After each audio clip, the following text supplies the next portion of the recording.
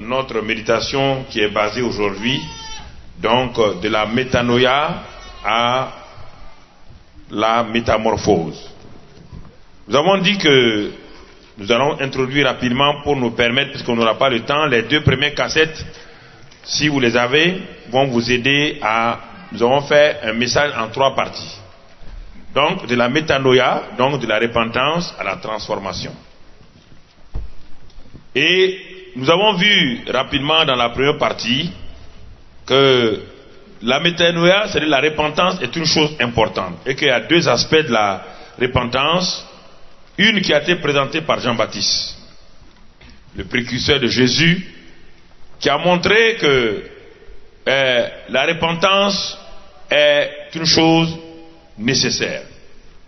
Mais par rapport au péché, il a dit, dans Matthieu 3, Jean-Baptiste dit, « Repentez-vous, car le royaume des cieux est proche. » Et la foule des habitants de Jérusalem, de la Galilée, de la Judée, accourait vers Jésus-Christ, vers Jean-Baptiste, pour se repentir, confesser leurs péchés.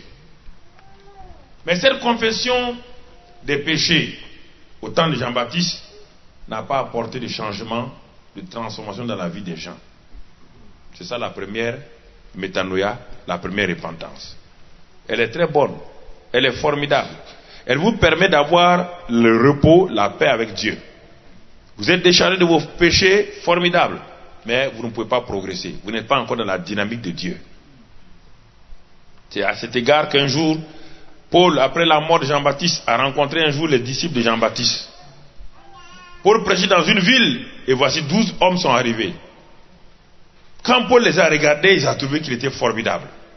Mais Paul, par le discernement de l'esprit, a réalisé que ces hommes-là n'étaient pas des hommes transformés. Il leur a posé la question, avez-vous reçu le Saint-Esprit? Ils ont dit, mais de quoi il s'agit? Il dit, mais de quel baptême? Par quelle repentance êtes-vous passé? Et les gens ont dit, mais nous on connaît Jean-Baptiste, c'était un grand prophète. Paul dit, oui, c'était un grand prophète. Mais sa repentance qu'il a exercée, qu'il a enseignée, ne peut pas transformer un homme. Et Paul les a pris, il leur a enseigné la repentance selon Jésus, et de cette repentance, donc, sont sortis 12 hommes transformés, remplis du Saint-Esprit, et envahissant le monde. Alors, quelle est cette repentance de Jésus-Christ? Quand lui est arrivé après la mort de Jésus, dans Marc 1 maintenant, dans Marc 1, Jésus est arrivé sur la scène, après la mort de Jean-Baptiste. Son message était aussi sur la repentance. Et la métanoïa, phase 2. Lui dit, repentez-vous, car quelque chose de nouveau est arrivé. Jean-Baptiste vous a prêché, vous a parlé de la repentance des péchés. Formidable. Et moi je vous amène maintenant, plus que la repentance des péchés, je vous amène le royaume. Il dit, repentez-vous, car le royaume des cieux est là. Il n'est pas simplement proche, car le roi est là. Là où le roi est là, il transporte son royaume. C'est cela mon frère. Il a transporté son royaume sur la terre.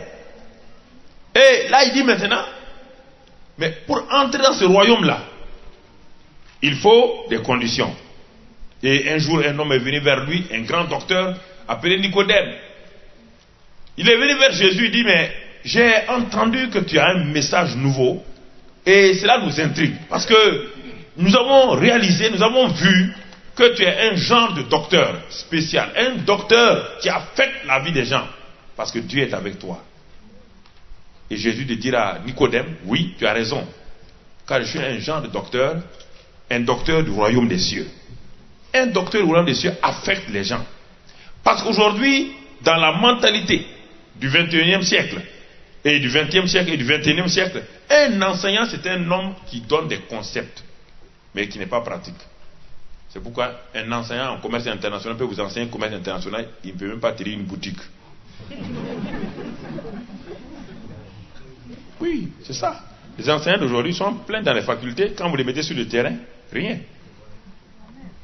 Ils ont des concepts, ils ont des principes, des idées qu'ils communiquent aux gens. Mais si vous les mettez sur le terrain, c'est un problème. C'est comme dans notre village. Il y a un homme qui est venu pendant tout juste après l'indépendance de la nation, un homme qui est venu d'Europe pour enseigner à nos agriculteurs comment cultiver les différentes sortes de riz. Il est arrivé dans notre village. il a pris les agents d'agriculture à l'époque. Il les a formés sur toute la doctrine du riz.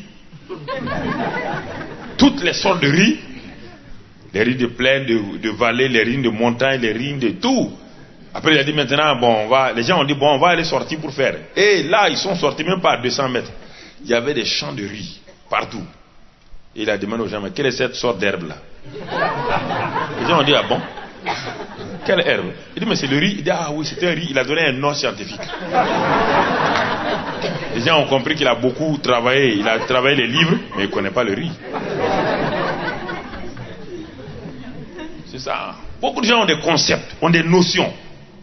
Mais quand la réalité du royaume est là, ils ne savent pas. On dit, mais qui es-tu? Il dit, mais c'est moi le roi. Quel roi? Jésus? Il dit, ah bon? Pourtant, tu ne ressembles pas à Jésus. Parce qu'ils avaient conçu un Jésus dans leur cerveau. Israël avait conçu un Jésus dans leur cerveau. Quand il est arrivé, ils ne l'ont pas reconnu. Quand le roi est arrivé avec le royaume, ils ne l'ont pas reconnu. Donc la repentance de Jésus, c'est la repentance pour nous permettre, c'est un demi-tour pour nous permettre de voir le royaume dans sa splendeur. De rentrer dans le royaume. Et quand on rentre dans le royaume, on commence à voir comment le royaume fonctionne. C'est ça que Jésus a amené. Et quand Jésus a amené ce royaume-là, les gens sont nés dans ce royaume, les gens comme des enfants. Mais Paul dit aux Galates, malgré la bonne présentation du royaume que Jésus a amené, la repentance de Jésus, si nous demeurons dans Galates 4, il dit ceci, si nous demeurons des petits enfants, nous pouvons ne pas bénéficier du royaume. Et c'est ça l'étape de beaucoup de chrétiens aujourd'hui. Ils sont nés dans le royaume de Dieu. Ils sont des enfants de Dieu.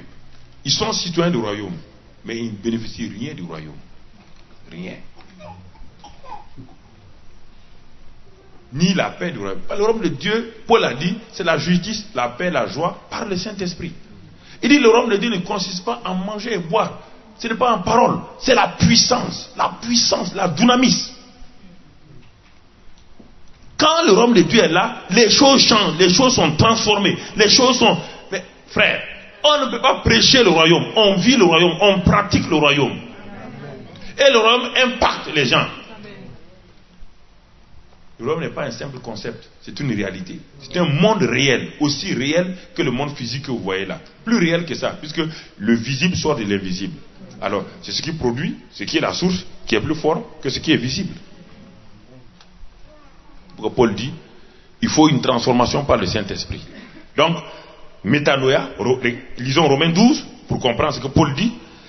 Paul nous dit dans Romains 12, verset 2, il y a quelque chose de plus si nous voulons impacter ce monde-là. Vous savez, quand Jésus, avant de, vous avez trouvé 12, vous laissez, Jésus a pris deux éléments importants pour nous montrer qu'est-ce qu'un citoyen du royaume. Et c'est ça que nous allons voir tout à l'heure là.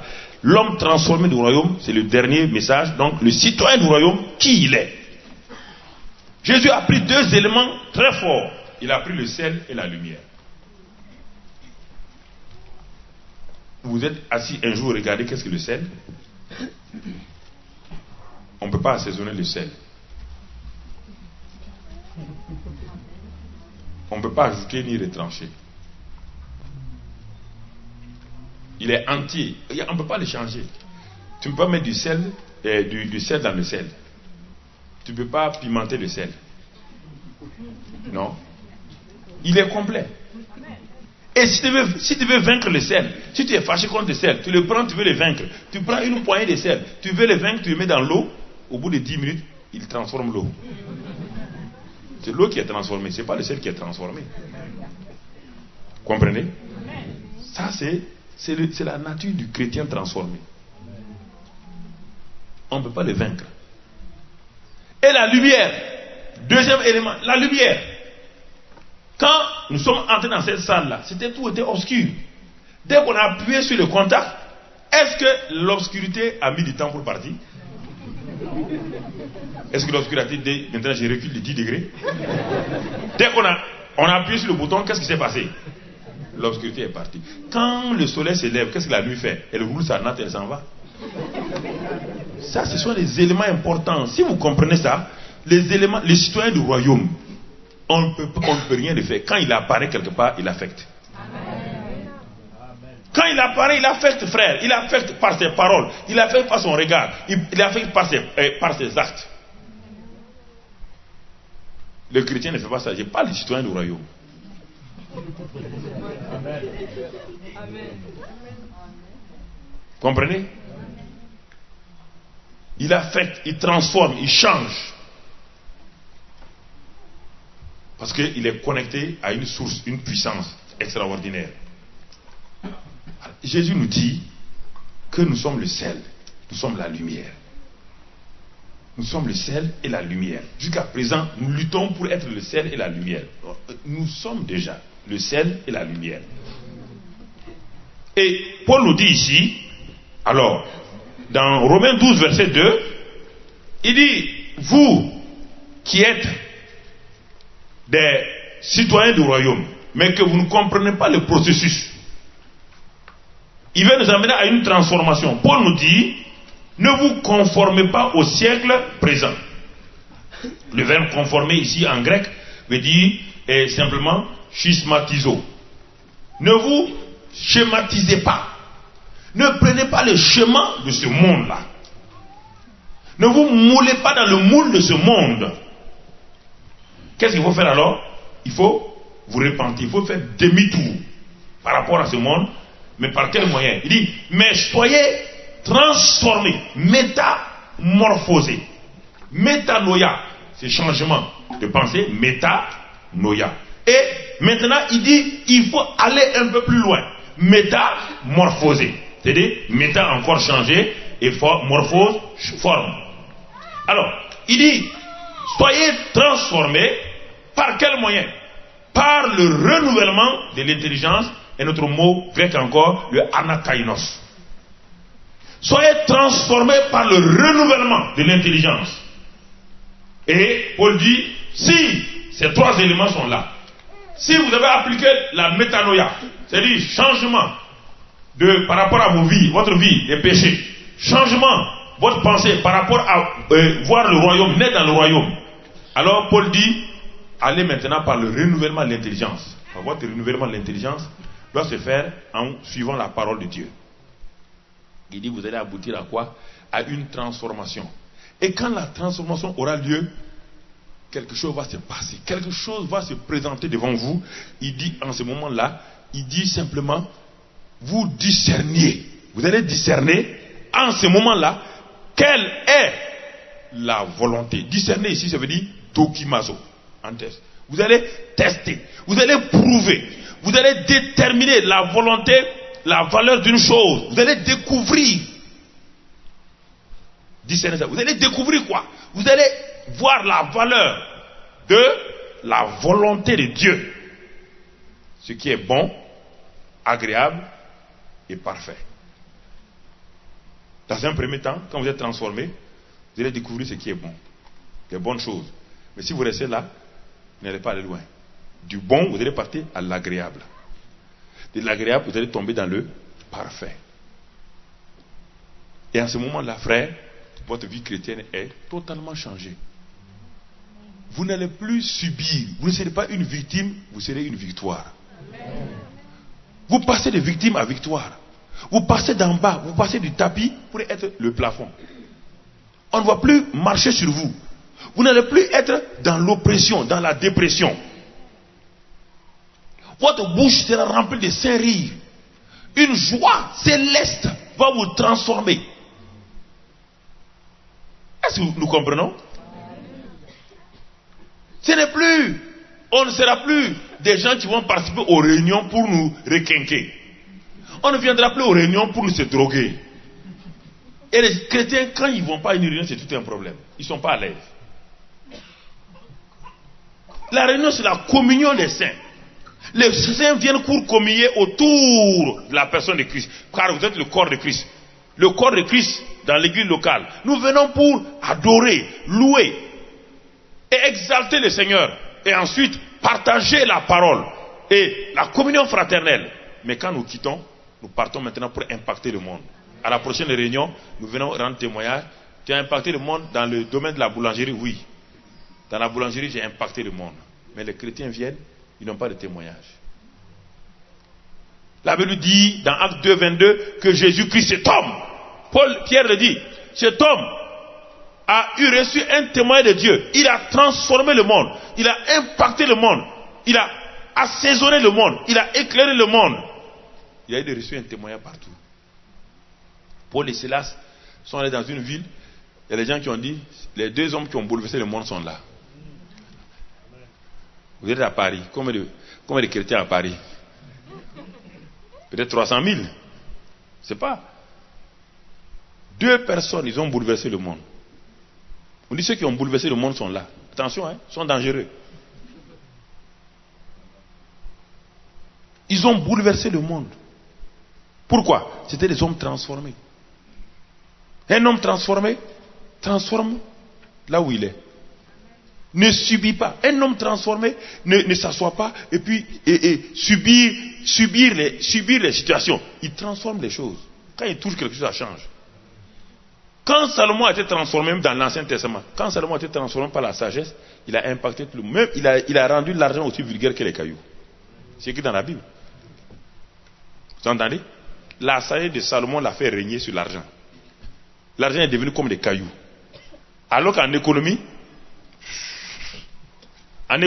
la valeur, un bien économique est un bien rare. Oui ou non?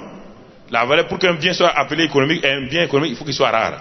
Mais Salomon a rendu l'argent comme le caillou. Donc l'argent n'est plus un bien économique. Pourquoi? Avec sa sagesse. C'est ça. Quand le royaume des cieux est là, il impacte. Le royaume des cieux est là, il transforme. Le royaume des cieux impacte le monde. Le royaume des cieux impacte ceux qui sont autour de vous. Quand vous entrez, dire, ah, il est arrivé. Hein? Vous dites, ah oui, cet homme est arrivé. Quel homme? Ah, mais cet homme-là, quand il parle, ses paroles sont lourdes. C'est un poids lourd. Cette femme est un poids lourd. C'est ça le royaume. Frères et sœurs, si vous allez dans quelque part, vous restez neutre. Vous êtes des numéros matricules. On dit numéro matricule un tel. Non. Ne soyez pas des numéros matricules, frères et sœurs. Regardez. Le citoyen du royaume, regardons son image avec Hébreu. Nous sommes dans l'homme transformé. L'homme qui doit régner. L'homme qui doit exercer son règne. Parce que nous avons parlé, il est passé par la métanoïa. Il est passé par le anakainos. Il est transformé. Et il doit régner maintenant. C'est quel genre d'homme? Hébreu 1, verset 2. Hébreu 1, verset 2. Allons-y, lire l'exemple, le type parfait du citoyen du royaume.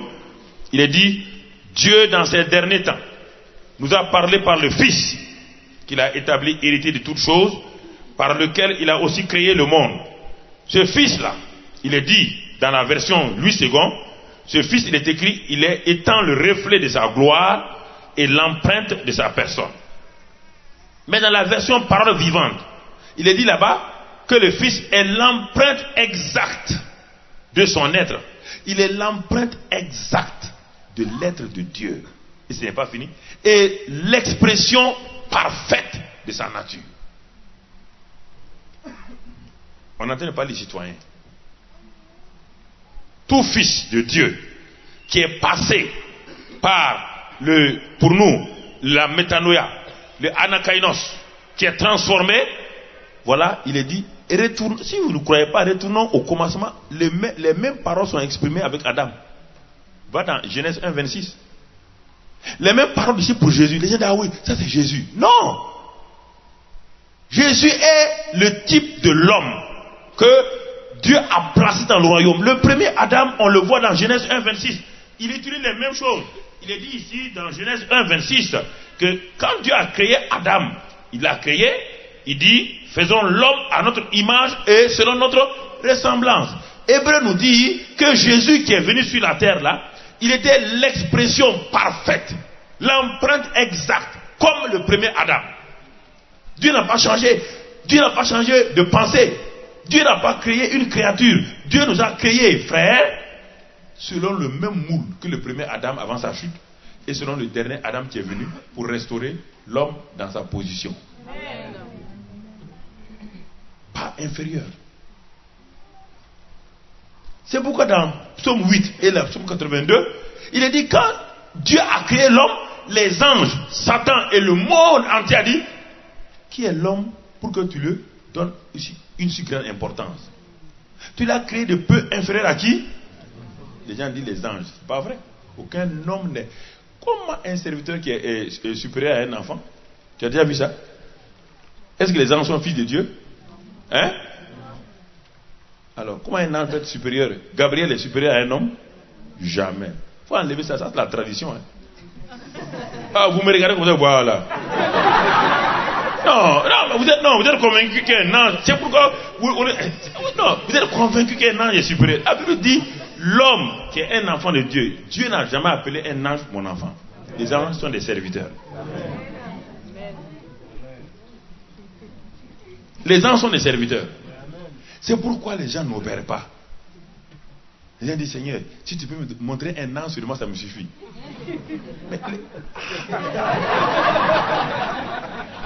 Non, mais ils sont dans le mysticisme. Mysticisme. Ils ne connaissent pas, ils ne savent pas qui ils sont. Dieu dit même les tout petits enfants, leur ange voit le visage de Dieu chaque jour. Si les tout petits enfants voient, et toi?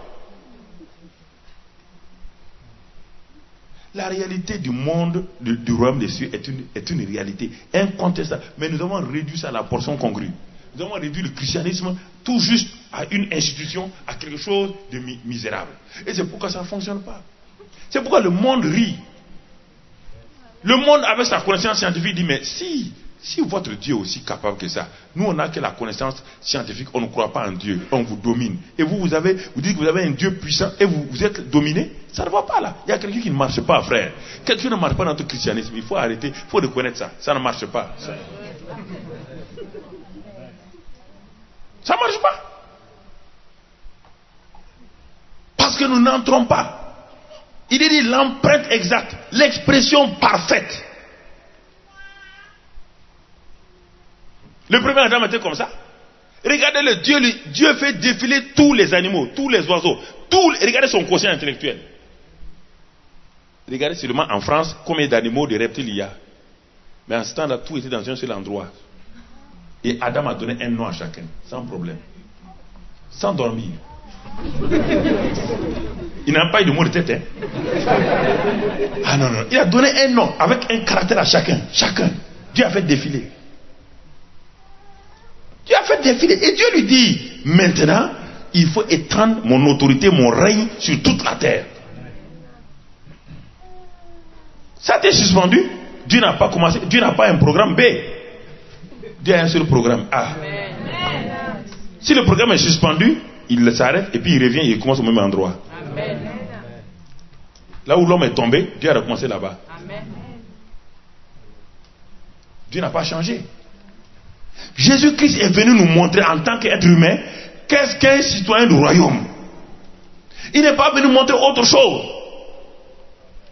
Il est venu nous montrer le type du citoyen. Comment le citoyen est en relation avec le Père, le roi du royaume. Comment, par le Saint-Esprit, le grand patron, le gérant du royaume sur la terre est en nous. Il est venu nous montrer comment on peut parler, comment on peut voir le royaume agir. Il n'est pas venu pour autre chose. On dit qu'il est venu nous sauver. Le salut est un simple moyen, ce n'est pas le but. Mais si c'était le but, quand il a venu nous sauver, il nous amène avec lui, non? Il nous a sauvés pour faire quoi? Pour exercer, pour montrer le royaume, pour que les gens puissent. Il est dit dans Éphésiens 3 que il a établi l'église pour que le monde entier voit la sagesse infiniment variée de Dieu. Est-ce que quand les gens regardent les chrétiens aujourd'hui, est-ce qu'ils voient la sagesse infiniment de Dieu? Au contraire, ils vont dire les Alléluia là. Ce sont des Alléluia. Ils savent qu'ils disent Alléluia. Les premiers chrétiens ont impacté le monde. Ils ont impacté le monde, ils ont changé. Et quand on regarde le christianisme, même après, quand Luther est venu en surface, quand Luther réapparaît avec la justification seule, une seule doctrine, la justification. Regardez l'Europe. L'Europe est partie sur cette base-là. Si aujourd'hui l'Europe refuse, je vous parle, si l'Europe refuse le fondement chrétien, c'est que vraiment quelque chose ne va pas en eux. Grâce à Luther et à Gutenberg, l'Europe a changé. Quand la Bible a été imprimée et que Luther a révélé la justification, l'Europe a été changée.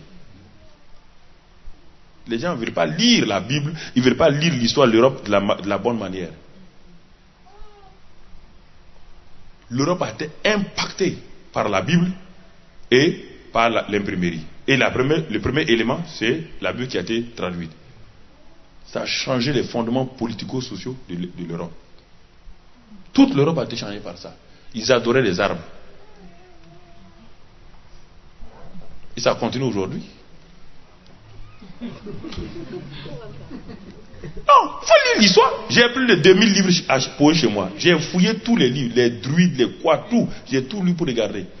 Ne me racontez pas d'histoire. Hein. Non. J'ai des preuves avec moi. C'est pourquoi je vous parle avec assurance là. Je suis cool. Non. Oh. Et quand les gens veulent me... Je suis tranquille, mon frère. Je sais de quoi je parle. Je n'ose pas parler des choses au hasard que je ne connais pas, sinon on va te contredire. Si tu es insensé pour aller parler des choses que tu ne connais pas, quelqu'un te lève et te ridiculise. Je n'ai pas envie de me faire ridiculiser. J'ai regardé. Comment ils ont affecté? Ils ont affecté même le monde scientifique. C'est par la Bible qu'ils ont affecté. C'est par la Bible. Napoléon a jamais perdu une guerre. La seule guerre qu'il a perdue, c'est Waterloo. Il n'a pas perdu à cause d'un combat, il a perdu à cause de la nature. Napoléon avait regardé l'Ancien Testament et il a regardé comment David opérait. David consultait Dieu avant. Napoléon les gens, ils ont enlevé ça des livres de Napoléon. Ils ont enlevé ça de l'histoire de Napoléon parce que les gens ne voulaient pas voir Dieu. Napoléon, avant chaque combat, se mettait à genoux, priait Dieu comme David le faisait. Il dit, est-ce que Seigneur, comment je vais aller dans tel endroit? C'est comme ça que Napoléon, le petit Corse là. Non. Il est devenu empereur, il a dominé, il a exercé. Et un jour, quand Napoléon était très fatigué, il devait aller maintenant à la grande bataille de Waterloo. Ces jours-là, il n'a pas consulté parce que ses amiraux et autres ont dit non, chef, on a déjà dominé, on n'a plus besoin de ça. Comme Josué, pour envoyer les gens à Haï. Ils n'ont pas consulté, ils sont allés comme ça. Et c'est le vent et la tempête qui ont paralysé la grande armée. Ce n'est pas les Russes, ce n'est pas personne. C'est le vent et la neige qui ont paralysé la grande armée. Lisez l'histoire de Napoléon.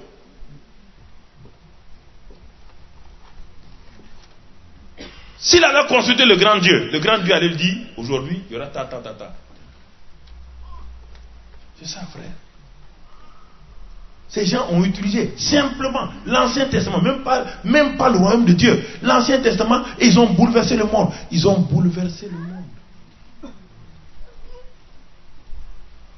C'est pourquoi les frères Wright, filles de pasteurs, ont dit, papa, plusieurs savants sont réunis à Londres. Et ils ont déclaré que selon la loi de la pesanteur, on ne peut pas propulser un objet qui est plus lourd que l'air, qui va rester dans l'air. Les filles Wright, qui sont les filles d'un pasteur, ont regardé la Bible, ils ont regardé la Bible, ils ont regardé les oiseaux. Ils ont dit, papa, c'est pas vrai. Les oiseaux volent, sont plus lourds que l'air. Papa a dit, attention, hein, pour me créer des problèmes d'hérésie. C'était un pasteur qui n'a pas de vision. Il avait peur. Les enfants, les frères Wright ont dit, ah non, papa, il y a une loi. Dieu est une loi de la nature, il est un Dieu aussi du spirituel. Celui qui a créé la nature a créé les choses spirituelles. Si, dans la nature, il y a une loi naturelle qu'on appelle la gravitation. La loi de la gravitation, la pesanteur. Mais il doit y avoir une autre loi que les oiseaux utilisent pour vaincre cette loi-là. Parce qu'un objet qui est plus lourd que l'air, qui est jeté en l'air, vient verticalement, à moins qu'il y ait une force opposée qui la maintienne pour aller obliquement. Alors que les oiseaux peuvent monter là, descendre comme ils veulent. Ça veut dire qu'ils utilisent une autre loi qui est supérieure à la loi de la gravitation. Si nous arrivons à trouver cette loi-là, nous allons propulser un élément qu'on appelle avion.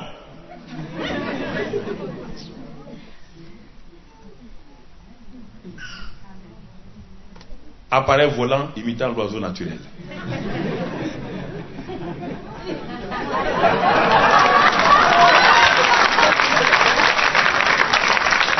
Nous allons le créer. Et l'ont créé, oui ou non? quand ils ont découvert la loi de l'aérodynamique, ou la loi de la sustentation, ils ont dit, papa, on a découvert qu'il y a une autre loi qui est supérieure à celle de la loi de la gravitation. Si nous arrivons à maîtriser cette loi-là, l'avion va partir. Ils l'ont fait, l'avion. Alors, si dans le monde naturel, il y a plusieurs lois comme cela, dans le monde spirituel, il y a des lois. C'est une de ces lois que Jésus a utilisée pour marcher sur l'eau. L'eau est devenue comme béton. Est-ce que Jésus marchait sur l'eau en disant non? Est-ce qu'il marchait comme ça? Les gens sont terribles. Même quand l'eau devient de la glace, quand les gens marchent sur une rivière glacée, ils marchent comme ça. Ils ont peur que la glace s'effondre. Mais Jésus marchait sur l'eau liquide tranquillement. C'est ça qui a étonné Pierre. Il dit, mais comment ça? Et le lac là, c'est le lac oui ou non? Les gens ont dit c'est le lac. Pierre a plongé sa main dans l'eau. Il dit, mais c'est l'eau. Mais lui, il marche sur ça, on dirait du béton. Donc, quelque chose a éclaté en Pierre. Il dit, mais Seigneur, ça c'est formidable ça. Est-ce que je peux faire comme toi? Jésus a dit, mais viens. Les gens ont dit, ok, il va sombrer tout de suite. Même si Pierre a sombré, au moins il a marché. Alléluia. Il est le seul homme qui a marché sur l'eau. Même s'il a fait 1 mètre, il a déjà marché 1 centimètre. Alléluia. Oui, la loi. Dieu est extraordinaire. Dieu est extraordinaire. Ça c'est important. Quand j'ai commencé à comprendre ces lois spirituelles là, alors j'ai dit à une femme, tu es en grossesse. Elle me dit, pasteur, il dit, tu es en grossesse. Gabriel a dit à Marie, tu es en grossesse. Si un ange a pu dire à Marie qu'elle est en grossesse, moi je suis fille de Dieu, je vais te dire quoi?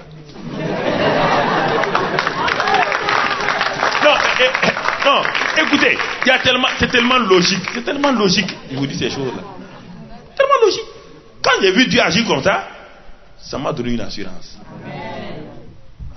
Donc le royaume de Dieu est une réalité. C'est une réalité. C'est une réalité. Quand j'ai commencé à dire aux gens comme ça, ils ont dit, mais pasteur, il dit non, je vous dis la chose. Cette dame est en grossesse. Elle est tombée en grossesse. Elle a essayé, ils ont essayé de faire qu'elle a 1 mois et demi, 2 mois après, dès qu'elle a des règles. Je lui ai dit, les règles ou pas règles. Les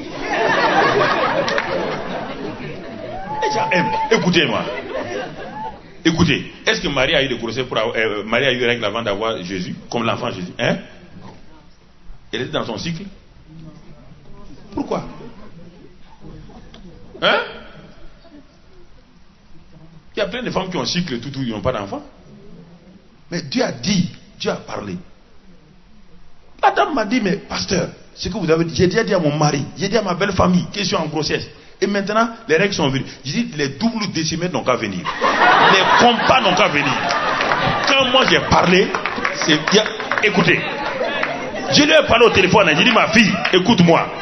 Tes règles sont venues. Il dit, oui. Il dit, mais et les compas? Et les doubles décimètres?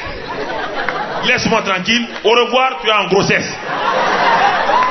9 mois plus tard, on est venu présenter l'enfant. L'enfant de compas avec était là. Écoutez, Dieu est réel. Écoutez, alléluia.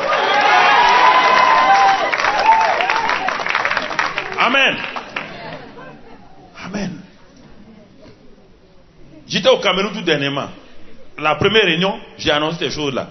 On s'en va à la maison. Une dame qui était venue à la réunion, sa fille était en train de préparer la pâte. La pâte là, devant, dans une cour où il y a beaucoup de gens. La fille tombe, raide morte. J'ai dit, mais j'avais enseigné ça. Il dit de parler. Le royaume est là. Les voisins ont commencé à crier. Comme vous savez, les femmes savent prier et crier. Ils ont mis les 2 mains sur la tête. Ils ont commencé à crier. Et on a ramassé l'enfant. Elle n'était pas évanouie, elle était morte. Toute la cour. Mais la bonne dame, elle dit non. Le pasteur Karambiri nous a dit hier nuit à la réunion publique là, que le royaume est là. Et dans le royaume, il n'y a pas de mort. Ils ont dit, hey femme, c'est pasteur Karambiri qui a dit, tu es pasteur Karambiri. Mais elle a dit, mais il est venu nous enseigner, non? C'est ma fille. Ils ont dit, ok, il faut amener vite. Peut-être encore si on fait comment on appelle voilà, ça peut aller. Et si tu restes comme ça, il dit non, de mettre dans la maison. Ah, les gens ont dit peut-être les gens sont des sorciers seulement. Comment quelqu'un qui est mort, tu mets dans la maison, elle habite dans la maison. Elle a commencé à crier. Elle dit, ton serviteur a dit qu'il y a un royaume. Dans le royaume, il n'y a pas de... Elle a parlé 1 heure, 2 heures. Les gens ont dit, hey madame, la police va t'arrêter. Écoutez-moi. Hein. Elle a continué à parler. L'enfant, vous voyez là, elle raidissait. Les membres et tout commençaient. Elle a continué à parler. Et à un moment donné, quand elle a parlé, paf, l'enfant est revenu. Toute la fin. Le soir, à la réunion était chaude à Yaoundé. La présence de Dieu était forte. Écoutez, il y a la cassette. Quand je voulais quitter, le dernier soir, quand je voulais quitter, la foule était sur moi. Les gens attrapaient mes chemises, mes pentes et tiraient. C'est la police, ils sont venus me libérer. Non, il y avait la présence de Dieu tellement puissante. Les guérisons se passaient, les miracles. Parce que les gens vous étouffent sans se rendre compte. Hein. Il ne faut pas exprès. Ils vous étouffent.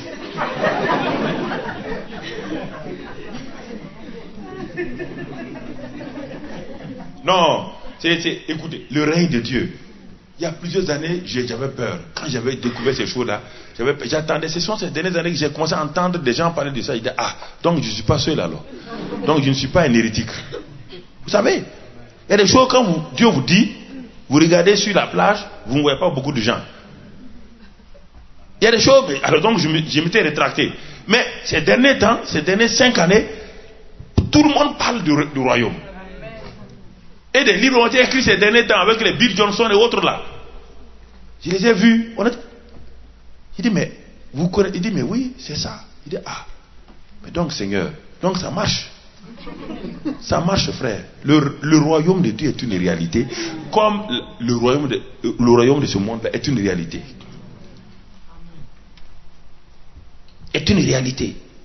C'est pourquoi, frère, nous devons savoir qui nous sommes. Pour régner dans le royaume, il faut d'abord que nous sachions. Si nous connaissons notre identité, la justice, la lumière, le temple de Dieu, si nous connaissons toutes ces réalités-là, frère, nous n'allons pas bouger.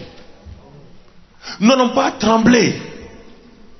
Mais souvent, nous ne connaissons pas notre identité. Donc l'ennemi nous effraie.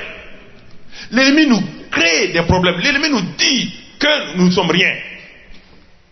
Et parfois, certains pasteurs disent, mais attention, vous êtes des PPP, pauvres petits pécheurs. Il faut refuser ce langage-là. Moi, je ne suis pas un pauvre pécheur. Comment le fils d'un roi peut être pauvre petit pécheur? Allez-y dire au fils du roi de Maroc qu'il est un pauvre petit pécheur. Il te dira, je suis prince. Je ne suis pas pauvre petit pécheur. Si les enfants de ce monde-là, ils parlent avec... Pourquoi vous allez laisser un enfant de Dieu parler autrement? Pourquoi vous acceptez qu'on vous dise autre chose que ce que Dieu vous dit de vous? Vous devez accepter votre identité de façon claire. Ça doit être une certitude en vous, frère. Le péché que vous commettez ne change pas votre identité. Quand un enfant s'appelle, je ne sais pas moi, il est Karambiri, s'il vole, on ne lui change pas de nom. C'est un Karambiri qui a volé, mais il demeure toujours un quoi? Un Karambiri. Oui ou non? Même celui qui est mort, si s'appelle Karambiri, c'est un Karambiri qui est mort. Oui ou non? Ça ne change pas son identité. Votre péché ne change pas votre identité. Votre péché fait un court-circuit entre vous et Dieu. Simplement. Mais si vous remettez le courant, ça revient. Votre péché vous donne la culpabilité, la peur et le complexe en vous. Vous ne pouvez plus vous croyez que Dieu vous hait. C'est ça votre péché qui fait. Mais si vous confessez et tout, le courant est recontacté, vous avez une bonne position. Le péché ne change pas votre identité. Si le péché changeait notre identité, il y a longtemps, chacun d'entre nous aurait changé plus de 20 noms. Quand tu volais les 100 francs de ta maman, si à cause de ça, on pouvait simplement oublier les pommes de ton voisin. Mais si on devait changer, chaque péché, on doit changer ton identité, mais l'autre serait un monstre. Le péché ne change pas votre identité. Le péché vous empêche d'être en connexion avec Dieu. Et si vous confessez, il est fidèle et juste pour vous pardonner, pour vous purifier et de revenir encore manifester. Amen. Frères et sœurs, il faut être dans cette situation. Il faut confesser ça à chaque fois. Ne marchez pas comme des enfants bossus, dodus, ventrus. Quand vous marchez là-dedans, qu'est-ce qu'il y a mon frère? Ça va? Ça ira. Non. Ça ira un jour. Quel jour ça ira? Ah mais ça ira un jour. Ça n'ira jamais. Ça va par la grâce de Dieu. Amen. Je suis plus que vainqueur. Amen. Ah bon? Tu es plus que vainqueur. Mais tu as un problème? Il dit, je suis plus que vainqueur. Amen. Par celui qui me... Je ne t'ai pas dit que par moi je suis plus que vainqueur. Je dis par Christ. Amen. Ah bon? Tu es sûr? Oui, oui. Tu n'as pas à manger? Mon Dieu pourvoit tous mes besoins. Amen. Mais tu n'as même pas 100 francs en poche, ça ne fait rien. J'ai dit mon Dieu pourvoit tous mes besoins. Selon ça? Avec gloire en qui? Jésus-Christ. Ah, les gens disent mais tu mens là. Je ne mens pas. Je ne mens pas. Je proclame. Je parle. Il dit puisque je crois, c'est pourquoi je parle. Je crois, c'est pourquoi je parle. Je crois mon identité. Je crois ce que je suis. Je crois que je suis dans le royaume de Dieu. Je le proclame. Quand je le proclame, le monde spirituel sait qui je suis. Je ne parle pas au monde naturel seulement, je parle au monde spirituel. Et tout ce qui a été créé a des oreilles. Tout ce qui a été créé a des oreilles. Le vent a des oreilles. C'est pourquoi Jésus a dit, vent, calme-toi. Allez, couche-toi tranquillement. La mer s'est couchée comme un chien. Le vent a des oreilles, mon ami. Jésus a dit au figuier, il dit figuier, écoute-moi. Les gens ont dit, ah, mais le patron, il a déboulonné. Hein. Il parle à un figuier maintenant. Pierre a dit, mais on verra tout ici avec lui. Mais cet homme est étrange. Il parle aux Arabes. Et il parle à un arabe et puis il croit que l'arbre l'entend. Même les disciples de Jésus étaient étonnés. Jésus a parlé que plus jamais personne ne mange ton fruit. S'il n'a pas des oreilles, comment l'arbre a fait pour sécher? Est-ce qu'on a dit qu'il a deux oreilles comme toi? Hein? Est-ce que l'arbre a deux oreilles comme toi? Est-ce que l'arbre est un homme? Alors, c'est pourquoi tu peux parler à ton corps. C'est pourquoi tu peux parler à ce cancer. Tu dis cancer là, tu m'entends là? C'est moi qui règne ici. Cancer, je te commande, dans ce sein là, tu vas sécher au nom de Jésus. Jésus parlait, il parlait à la maladie, ils ont des oreilles. Le lendemain, ils sont passés. Pierre a vu l'arbre sécher. Il a dit, mais donc notre type là est dangereux. Hein? Regarde, l'arbre a séché depuis sa racine. Il leur montrait le royaume, mais ils ne pouvaient pas comprendre le royaume.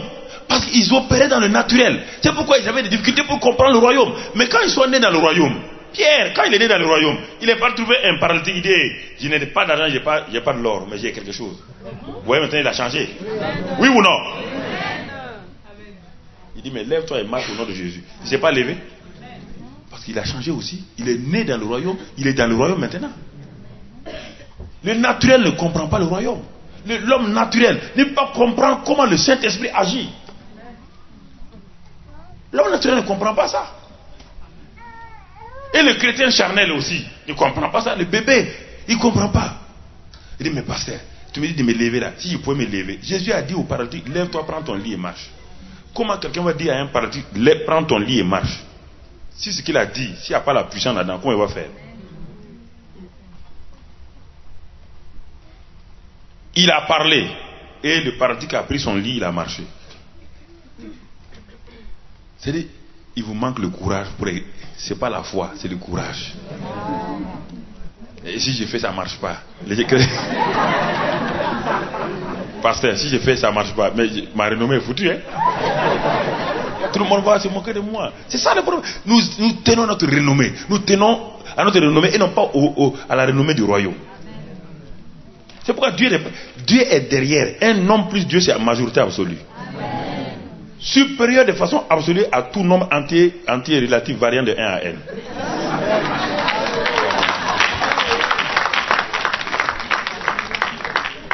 Dieu est réel. Écoutez, Dieu est plus réel ici que vous et moi. Le royaume de Dieu est ici actuellement. Il est ici présentement. Alléluia.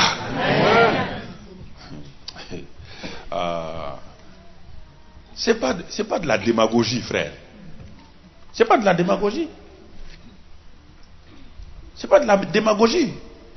Il y a 30 ans, les gens mouraient déjà enfermés. Ça fait 30 ans de continent en continent, je m'en vais. Dans les continents les plus renommés. Écoute, je suis arrivé en Amérique. La première fois que je suis allé en Amérique pour prêcher en 87, mais j'avais peur. Il dit, mais un pays qui a produit des grands hommes de Dieu, qu'est-ce que moi je viens faire? J'arrive. On me dit, bon, vous êtes programmé pour ça, école biblique. Mais cette école biblique, il ne croit pas au Saint-Esprit, il ne croit pas à ceci, il ne croit pas à cela. Il dit, mais je suis venu faire quoi alors? Dans telle église ne croit pas à ça, ne croit pas à ça. Donc, non, ils ont enlevé tous mes messages. Mais on m'a dit que, oui, dans la région j'ai commencé par la région d'Atlanta. Après, je suis allé à Nashville, donc le Tennessee. Mais tout était bloqué. Et j'ai dit, mais qu'est-ce que je vais faire? Dans l'école biblique, on dit, ils font sortir des étudiants, des grands étudiants de l'école supérieure. Et on les amène et dit, bon, j'ai 15 minutes pour leur parler. Vous savez, les grands professeurs étaient assis. J'ai dit, mais Seigneur, mais ces grands professeurs-là, ils croient que d'abord je viens de l'Afrique, ils croient que je ne connais rien. Mais j'ai écouté en 15 minutes, la présence de Dieu a commencé à se manifester. Ça, c'est à Atlanta. Je suis allé dans une autre église, même chose. Les gens ont dit, mais the African man is a powerful man.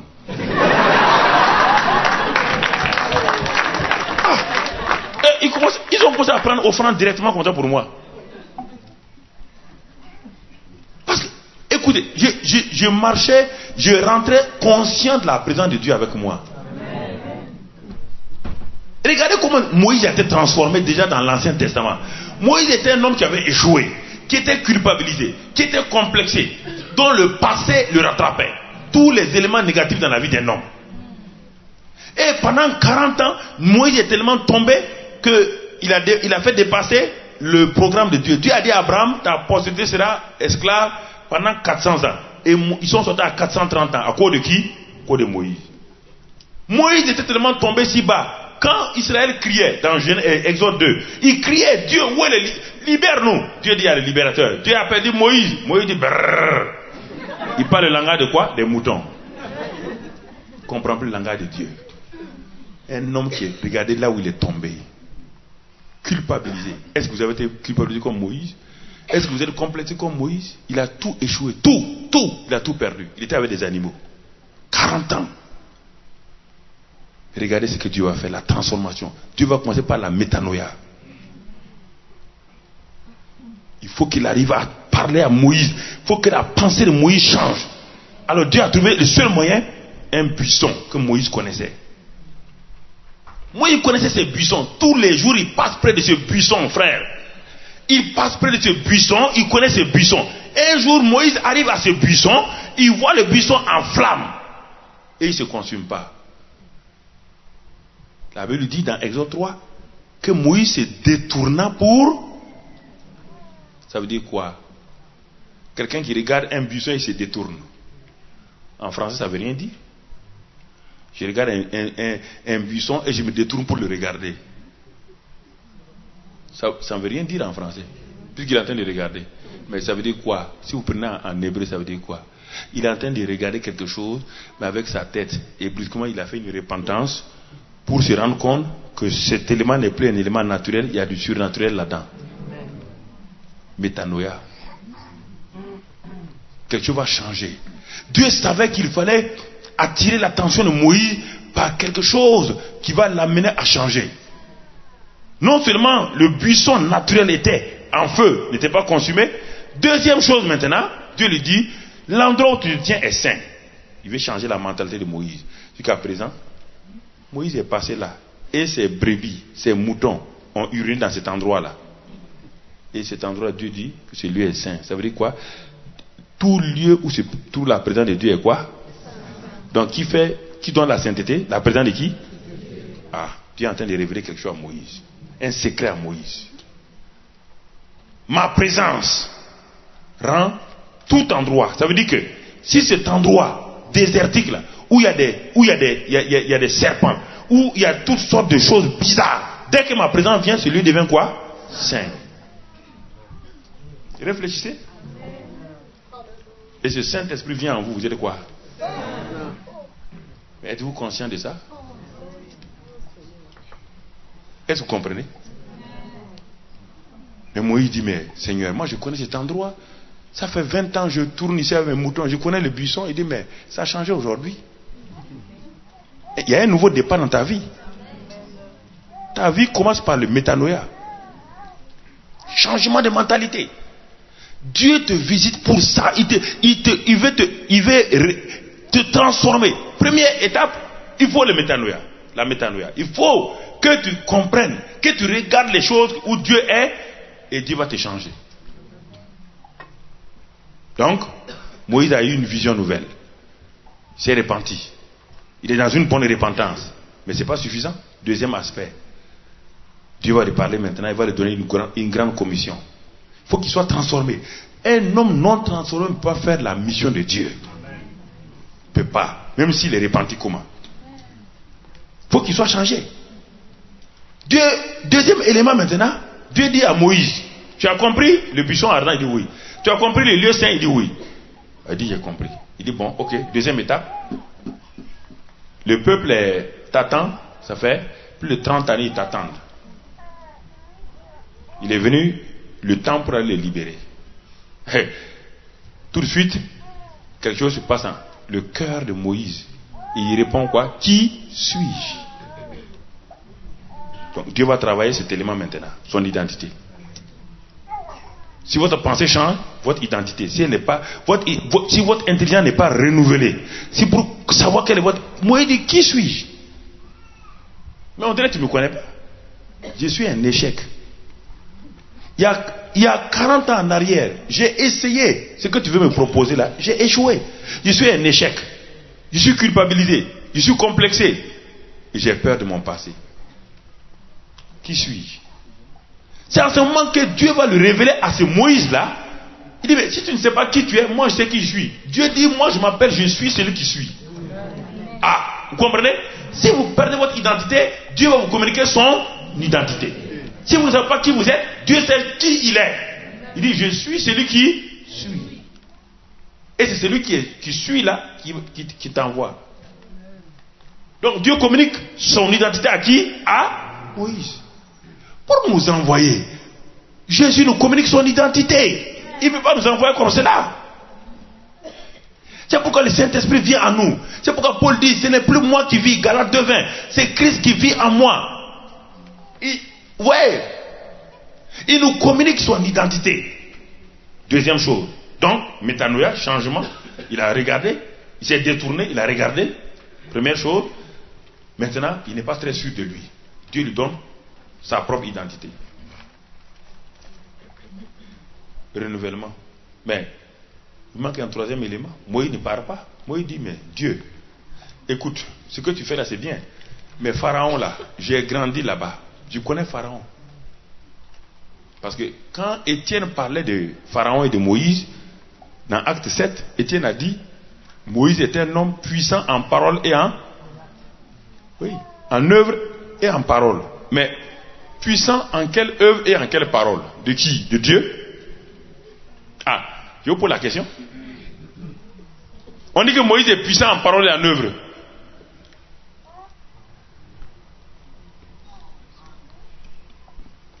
Vous n'osez pas croire ce que la Bible dit. Moïse a été élevé où? Hein? Dans la maison de Pharaon, il y a quoi là-bas? Il y a quoi? Les magiciens et tout. Moïse connaissait quoi? Il les connaît, non? Il a été élevé dans quoi? Et Dieu dit à Moïse d'aller contre Pharaon. Il va aller? Hein? Attendez. Qu'est-ce que Dieu dit à Moïse? Dieu va descendre le niveau des miracles au niveau de la compréhension de Moïse. Parce que Moïse est habitué, il connaît bien les magiciens de Pharaon, il a vécu là-bas 40 ans, il les connaît. Ce sont des gens qui font des transformations, qui font des... Donc Dieu, au lieu que Dieu fasse un miracle au niveau de Dieu, Dieu va baisser le miracle pour que Moïse comprenne qui il est. Il dit, mais qu'as-tu dans ta main? Il dit, un bâton. Il dit, ok, très bien, on va opérer à ce niveau-là. Je descends à ton niveau, on va opérer. Si vous ne voulez pas aller dans les lieux célestes, Dieu opère sur la terre avec vous pour que vous compreniez ce qu'il va faire. Il dit, tu as un bâton? Il dit, oui. Tu es sûr que c'est un bâton? Il dit, mais je le connais. Je l'ai coupé de cet arbre-là il y a 25 ans. Et c'est sur ça que je m'appuie. Même les moutons connaissent mon bâton. Dieu dit, ok. Tu es sûr que c'est ton bâton? Il dit, oui. Il dit, bon, jette-le. Il dit, mais Seigneur, il l'a jeté. C'est devenu quoi? Oui, il dit, ah. Mais, est-ce que vous comprenez? Ça, c'est important. C'est pourquoi Jésus dit à ses disciples d'attendre à Jérusalem, d'aller attendre dans la chambre haute, jusqu'à ce que le Saint-Esprit vienne. Et que le Saint-Esprit... écoutez, le Saint-Esprit, ce qu'on a parlé en langue là, c'est pas ça la transformation. Déjà dans Marc 16, il est dit que voici les miracles qui accompagneront. Ils chasseront les démons, ils parleront de nouvelles. Alors, est-ce qu'on a parlé du Saint-Esprit là-bas? Hein? Ça, c'est nos idées pentecôtisantes. Écoutez, Moïse jette, il voit un serpent. Dieu dit, mais ne fuis pas. Va. Ce serpent dangereux là, prends-le par la queue. Alors que si on prend un serpent par la queue, qu'est-ce qu'il fait? Dieu veut montrer à Moïse quelque chose. Quand le royaume de Dieu commence à opérer, ce qui est dangereux là est contrôlé par... Quand Moïse a touché la queue du serpent, il est devenu quoi? Un bâton. Moïse dit, ah, quelque chose se passe ici. Dieu dit, c'est pas fini. Dieu dit, mets ta main dans ton sein. Il met sa main, il dit, sors. Il sort. La lèpre est là. Il dit, remets. Il remet. La lèpre est partie. Les signes, les prodiges sont dans le royaume. Quand Jésus est venu, il a manifesté partout les signes et les prodiges. Un royaume qui ne se manifeste pas par les signes et les prodiges n'est pas un royaume. Amen. Ta vie chrétienne est remplie de quoi? D'incrédulité, de pleurs, de larmes. Et tu dis, tu es dans le royaume? Le royaume se manifeste par des signes, des prodiges, des miracles. Des signes, des prodiges, des miracles. C'est la chose naturelle du royaume. N'importe qui, pas le pasteur, n'importe qui, quel membre du royaume. Voici un homme qui a échoué, un homme qui Dieu est en train de le remodeler pour le ramener au top niveau avant de l'envoyer. Après il dit frappe, il frappe, l'eau devient du sang. Ce sont ces trois miracles là que Moïse va opérer. Quand il va opérer dans la maison de Pharaon, les magiciens vont opérer. Donc Dieu l'amène d'abord au niveau, mais quand il va opérer le quatrième miracle, les magiciens ne pourront pas. Ils diront cette fois-ci, c'est le doigt de qui? Le doigt de Dieu. Dieu vous permet d'opérer à un niveau inférieur. Parce que vous avez peur, vous n'avez pas le courage. Quand Moïse a été transformé, Dieu dit prends ce bâton-là, et Dieu en a fait maintenant son propre bâton. Et c'est avec ça que tu feras des signes en Égypte. Regarde depuis ce jour-là jusqu'à la mort de Moïse. Est-ce qu'il a eu peur encore? Moïse a été transformé. Je n'ai pas le temps de développer. Totalement transformé. Moïse est rentré dans la maison de Pharaon comme il rentre chez n'importe qui. Pourquoi? Son cœur a été guéri totalement, entièrement. La peur a été évacuée du cœur. Parce que Moïse savait qui est avec lui et qui est derrière lui. Jésus vous a dit, je suis avec vous tous les jours. Il vous a dit, je suis avec vous tous les jours. Il dit, l'autorité dans le ciel et sur la terre m'ont été données. À partir de ce moment, je suis la tête, vous êtes le corps. Allez avec cette autorité. Mais malgré ça, on est là en train de prier. On ne veut pas aller. Frère, tu vas aller évangéliser? Pasteur, on va faire d'abord jeûne et prière. Cette année-là, nous avons proclamé cette année chez nous l'année de la vision, de l'onction et de la moisson. Au mois de mars, j'ai vidé l'église. Toutes les églises, femmes et hommes, toutes les voitures ont été réquisitionnées. Tous les samedis matins, allez, sur les marchés, partout. En 2 mois, on a eu 10 500 8 convertis. Des guérisons, des miracles par des femmes. Des aveugles voient, les paralytiques marchent. Je leur ai enseigné le royaume simplement. Il dit allez-y maintenant. Pourquoi vous voulez rester dans l'église? Jésus a rencontré les disciples dans l'église. Si on veut prendre l'église comme un instrument, c'était dans la barque. C'est la barque de confort. L'église c'est un lieu de confort. On est protégé contre le monde. Il était dans la barque. Jésus marchait sur l'eau. C'est ça. Jésus dit sortez de votre confort. Sortez de votre zone de confort. Il dit non, Seigneur, attention, la barque c'est le confort. J'ai dit oui, sortez pour marcher. Ils ont dit non. Il n'y a que Pierre qui est sorti pour marcher. Les autres ont dit à Pierre, tu es sûr? Frère, le règne de Dieu, Dieu habite en vous. Écoutez frère, Jésus nous a révélé. Il dit c'est le Père qui est en moi qui fait les œuvres. Et le même Père est en vous. Jésus a dit dans Jean 14, 23, il dit le Père et moi, nous viendrons chez vous et nous ferons de vous notre demeure. Mais vous êtes assis actuellement avec toute la plénitude de Dieu en vous. Mais de quoi vous avez peur? Pourquoi vous avez peur? Pourquoi? Vous réfléchissez, vous écoutez. C'est ça que Dieu a dit à Moïse. Il est rentré chez Pharaon. Et il a commencé à opérer. Il n'a pas eu peur des magiciens de Pharaon. Parce qu'il savait que c'est lui qui était avec lui là. La Bible dit dans 1 Jean 4,4, il dit celui qui est en vous est plus puissant que celui qui est au dehors. Il est plus grand que celui qui est au dehors. Il est plus grand, il est plus puissant. Celui qui est en vous. Il est plus grand que vos problèmes. Il est plus grand que vos épreuves. Il est plus grand que vos situations, frères et sœurs. Moïse est parti. Il a exercé le règne de Dieu, même sous le couvert de l'Ancien Testament, sur Pharaon.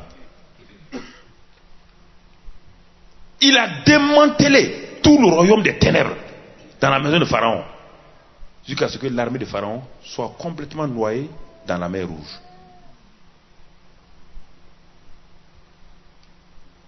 Qui?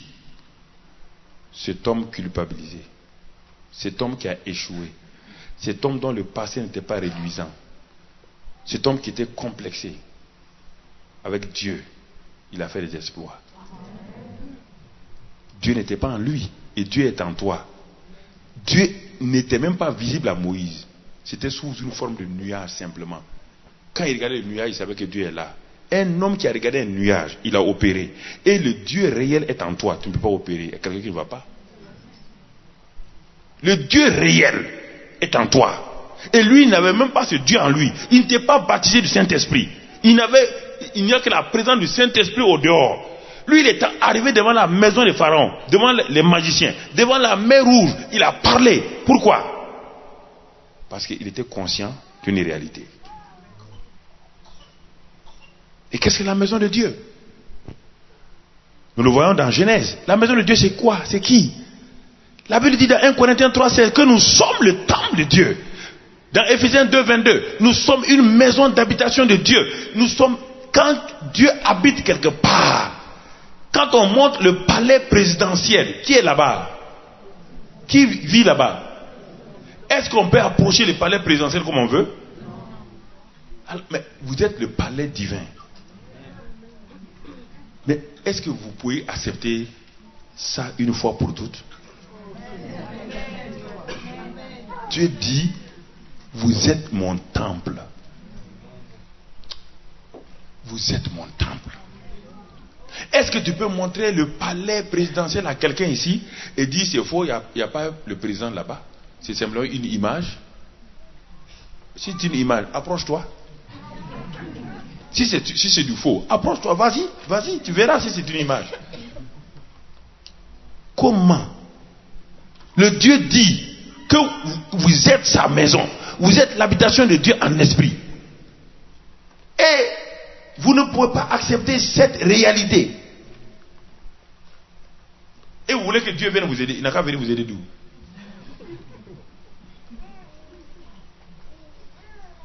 frère. Quand Jacob fuyait son frère, il est arrivé dans un endroit. Tout le monde était comme Jacob. Tout le monde a la mentalité que Dieu est dans un endroit, il n'est pas partout. Jacob arrive la nuit, il prend un caillou, il pose sa tête, il dort. Et dans cet endroit-là, brusquement, le ciel s'ouvre. Quand le ciel s'ouvre, il y a une échelle qui est appuyée sur le sol, dont le sommet atteint le ciel. Et des anges montent et descendent sur cette échelle-là. Et au sommet de cette échelle, Dieu se tient et il parle. Il parle à Jacob. Brusquement, la Bible dit que Jacob se réveilla de son sommeil et il eut peur. Jacob ne savait pas. Le problème de Jacob, c'est son ignorance. Et notre problème, c'est notre ignorance. Jacob dit, c'est ça, Genèse 28, si je ne m'abuse. Genèse 28. Qu'est-ce qu'il dit? Il dit au verset 16, Genèse 28, 16. Jacob s'éveilla de son sommeil et il dit, certainement, l'Éternel est en ce lieu et moi, je ne le savais pas. L'Éternel est en toi et tu ne le sais pas. Alors, est-ce que tu peux avoir le courage? C'est pourquoi Jacob était peureux. Il ne savait pas que dans cet endroit, quel endroit? Un désert. Que Dieu est là-bas. Moïse l'a appris. Moïse a appris la leçon. Il fallait que Jacob apprenne aussi.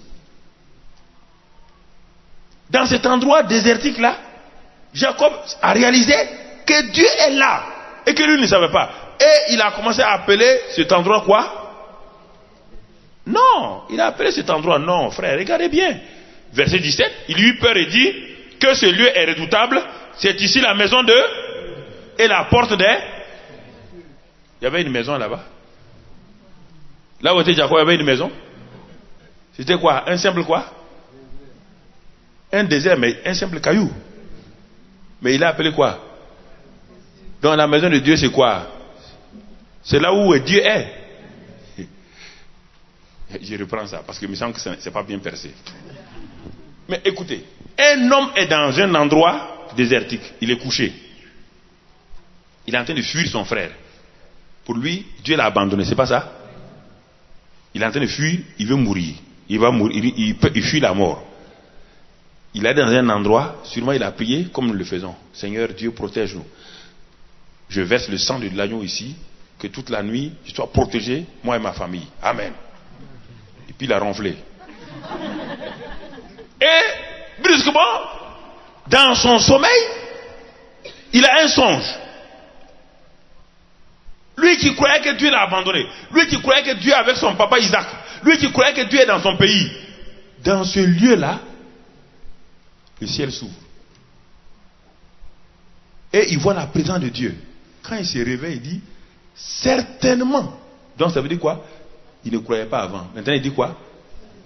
Certainement. C'est l'expérience qui vous amène ces choses-là. Certainement ce lieu est redoutable. Donc, tout ce qu'on appelle la maison de Dieu est quoi? Redoutable. Donc vous êtes quoi? Redoutable. Vous êtes la maison de qui? Donc vous êtes? Alors mais pourquoi vous doutez alors? Vous êtes redoutable, vous êtes doutable. On dit redoutable, vous dites doutable. Vous c'est le doute. Non, on dit redoutable. Pourquoi? Jacob dit, je ne savais pas que la présence de Dieu pouvait être dans un lieu aussi banal. C'est comme Moïse. Il ne pouvait pas admettre que Dieu soit dans un simple buisson et que le lieu où il posait ses pieds soit un lieu saint. Parce que tu ne peux pas croire qu'un homme comme toi, une femme comme toi, faible là, puisse être la maison de Dieu. Et voilà ton problème.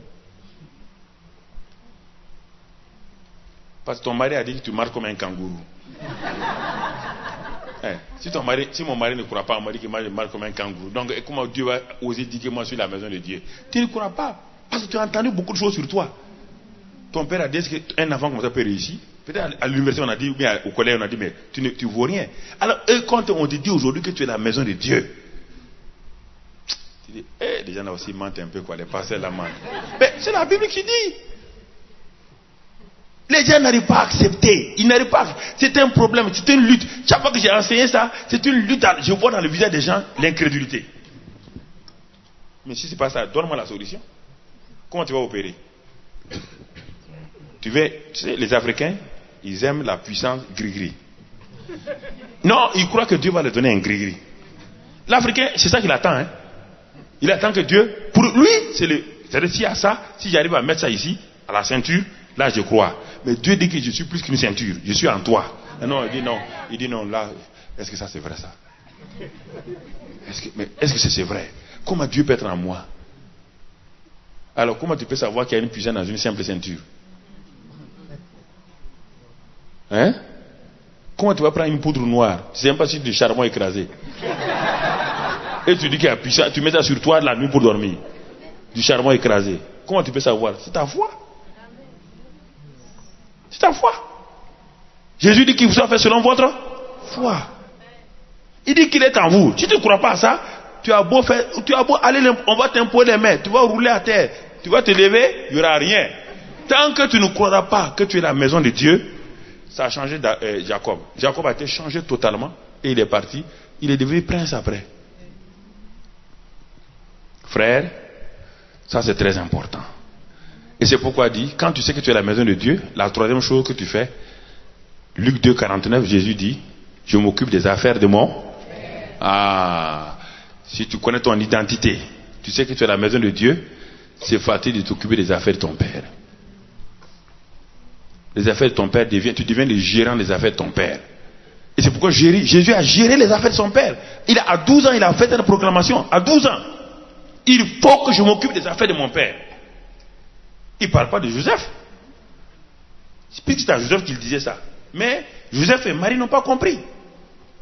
Mais Allah, 18 ans plus tard, quand il a été rempli du Saint-Esprit, il s'arrête maintenant devant tout le monde et dit, le temps est venu de m'occuper des affaires de mon père. Pourquoi? Mon père vient de me qualifier. L'Esprit du Seigneur est sur moi. Parce qu'il m'a envoyé pour annoncer la bonne nouvelle. Il m'a envoyé pour guérir le cœur brisé, pour renvoyer libre les opprimés, pour délivrer les captifs. Il a annoncé tout le programme de son père.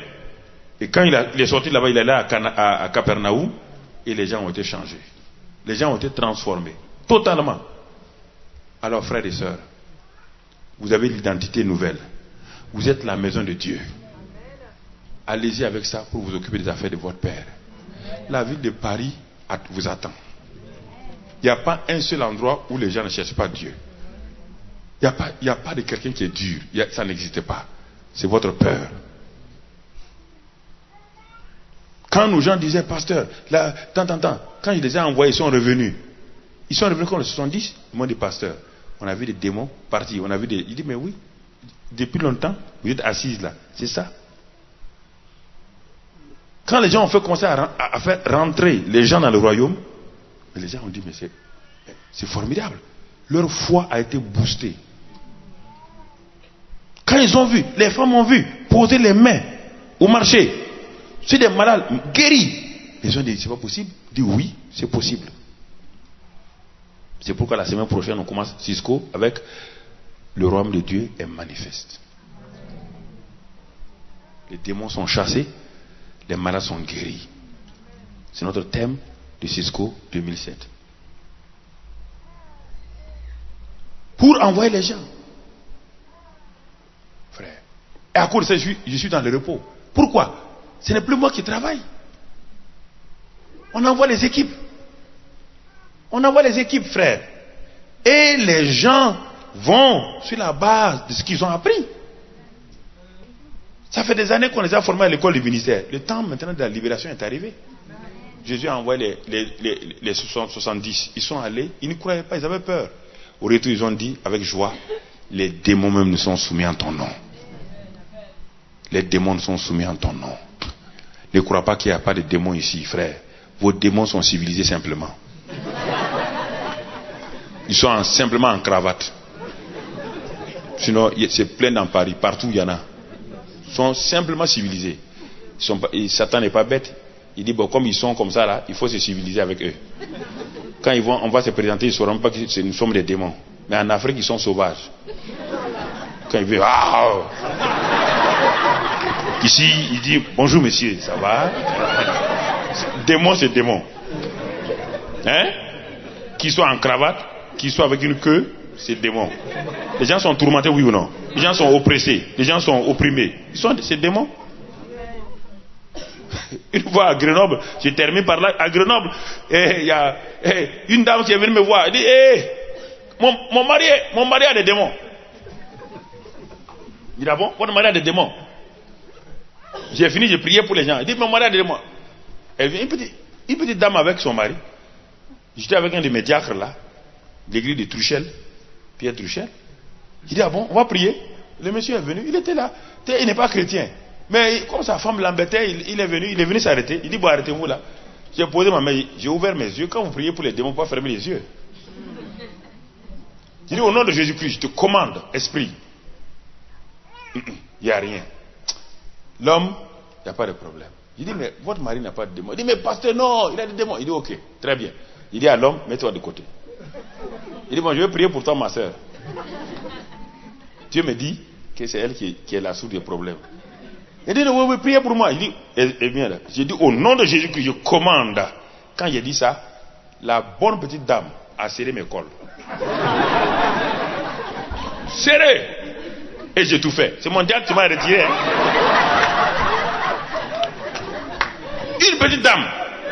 Quand j'ai dit au nom de Jésus-Christ, esprit, maintenant qui détruit ce foyer, manifeste-toi. J'étais en cravate.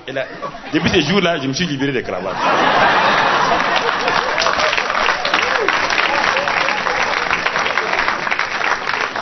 Avec ça, tu ne peux pas serrer mon col. Comprenez? Mais mon diacre a vu cette femme s'accrocher à mon cou. Quand on a fini, mais le mari avait les yeux ouverts comme ça, il regardait sa femme. Quand on a fini, elle était tombée délivrée. Il dit, madame, qui avait les démons? Elle s'est levée tranquillement, elle est partie. Et son mari me regardait. Donc, c'est sa femme qui avait les démons. Oui, frère. Le royaume, s'il n'est pas manifesté, vous avez des problèmes. Vous pouvez rester quelque part et vous serez troublé. Une jeune fille suivait Paul pendant 3 jours.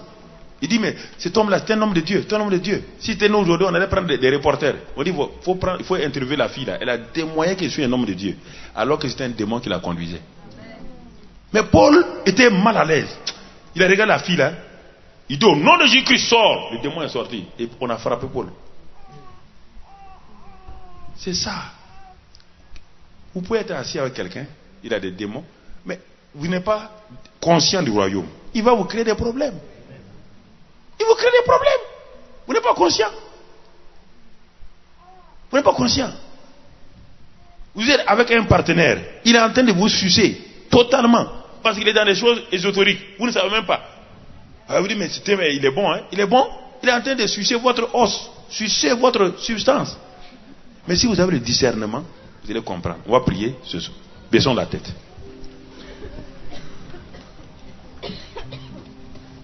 Donc il faut prendre toute la série. Depuis le premier culte, deuxième culte, le troisième maintenant. Tu prends toute la série, tu vas comprendre de quoi j'ai parlé depuis le matin. Tu es au complet, là tu verras tout le complet. Sinon, ce que je t'ai enseigné maintenant, ce n'est que la troisième partie de tout ce que j'ai fait. Amen. Père, nous te remercions ce matin pour ce peuple merveilleux. Te bénissons pour ta grâce et ta fidélité. Parce que tu es fidèle, tu es bon. Te sommes reconnaissants pour tout ce que tu fais dans nos vies. Seigneur, te sommes reconnaissants pour ton peuple qui est merveilleux. Père, nous te disons merci pour ta grâce. Parce que le royaume de Dieu est manifeste. Il est ici présent. Il est là et c'est pourquoi nous te disons merci. Gloire et louange soient à toi. Sois exalté et sois magnifié ce matin pour ce royaume-là. Sois béni et sois loué parce que tu es grand et merveilleux. Vous êtes venus ce matin avec une sinusite chronique. Posez votre main sur votre front maintenant. Vous qui êtes venus à cette sinusite-là, depuis quelque temps vous êtes sous traitement, mais ça ne semble pas se soulager. Et la douleur s'intensifie. Et quand vous baissez la tête au niveau de votre front, cette sinusite se manifeste. Alors mettez votre main sur votre front maintenant. Croyez que le royaume se manifeste ce matin pour guérir de cette sinusite. Je réprime, levez votre main droite. Je réprime maintenant cette sinusite. Je commande aux douleurs de cesser. Maintenant je te réprime. maintenant source de la sinusite, je commande au drain de fonctionner et que les douleurs partent. Recevez l'attouchement, que le règne de guérison, de santé se manifeste en vous maintenant. Que cette douleur parte et que votre respiration soit restaurée au nom de Christ Jésus. J'ai prié. Amen. On va s'arrêter là. C'est bon. Même si ce n'est pas arrivé, c'est bon.